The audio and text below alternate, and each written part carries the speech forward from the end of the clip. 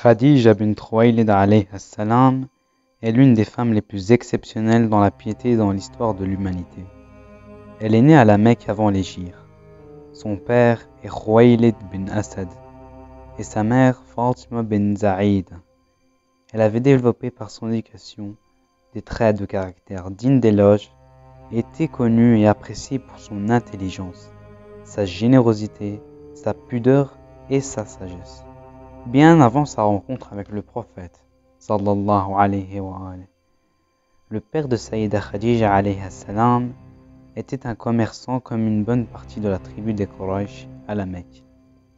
Après la mort de ses parents, leur richesse fut partagée entre leurs enfants, mais ce fut Sayyida Khadija alayha salam qui reprit le commerce de la famille et le développa. Khadija alayha salam faisait partie des très rares arabes de la Mecque qui n'étaient pas associateurs et adoraient un seul Dieu avant même la venue de l'islam. Ils suivaient la voie du prophète Ibrahim alayhi salam. On les appelait les Hanafiyoun, c'est-à-dire ceux qui suivaient le monothéisme à travers l'héritage du prophète Ibrahim et Ismaïl alayhi salam à la Mecque avant l'islam.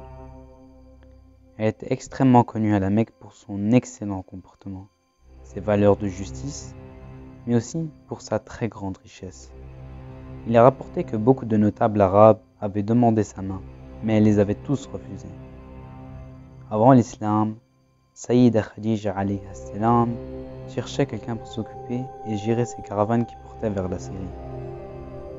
Abu Talib alayhi salam lui suggéra alors Muhammad bin Abdullah sallallahu alayhi wa alayhi.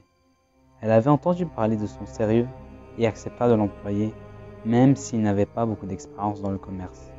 En Syrie, il vendit la marchandise de Khadija avec lesquelles il était parti. Le commerce de la caravane fut un grand succès et Dame Khadija alayhi salam voyait dans la réussite des caravanes menées par le prophète Muhammad sallallahu alayhi wa alayhi sa sincérité dans les affaires et son sérieux, ainsi que son honnêteté quant à ses responsabilités. Peu après, Dame Khadija se maria au prophète. Ainsi, Khadija alayhi salam devint sa première épouse. Le prophète Muhammad sallallahu alayhi wa alayhi ne prit aucune autre femme tant qu'elle fut en vie. Quand le prophète sallallahu alayhi wa alayhi reçut sa mission prophétique, elle fut la première à croire en Dieu et en son messager. À chaque fois que le prophète sallallahu alayhi wa alayhi était confronté à des propos détestables de la part des polythéistes qui ne croyaient pas en son message, Dieu le consolait à travers Khadija alayhi salam. Celle-ci atténuait ainsi la tristesse que provoquait chez le messager l'attitude dont il était témoin de la part des mécréants mécois. C'est également grâce à la richesse de Khadija alayhi salam que le prophète sallallahu alayhi wa alayhi a pu mener à bien sa mission prophétique. En 616, les Quraysh ont boycotté les Bani Hashim, la tribu du prophète, et les musulmans. Ces derniers se sont réfugiés dans une vallée appelée la vallée d'Abu Talib, en arabe, Sha'ab Abi Talib.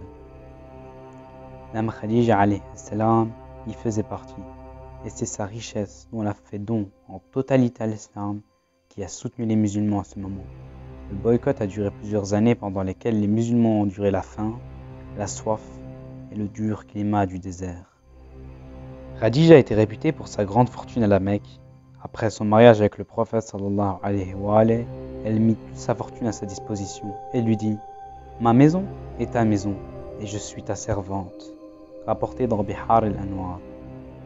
L'oncle de Khadija, Waraka bin Nawfal, vint auprès de la Kaaba entre la source de Zamzam et la station d'Ibrahim alayhi salam et déclara à haute voix « Ô Arabes, soyez témoins que Khadija a offert toute sa fortune, ses serviteurs, ses servantes, ses troupeaux, les cadeaux qu'elle a reçus, et c'est bien Muhammad qui a accepté ses présents, qu'elle lui a fait par son amour et de son respect pour le prophète.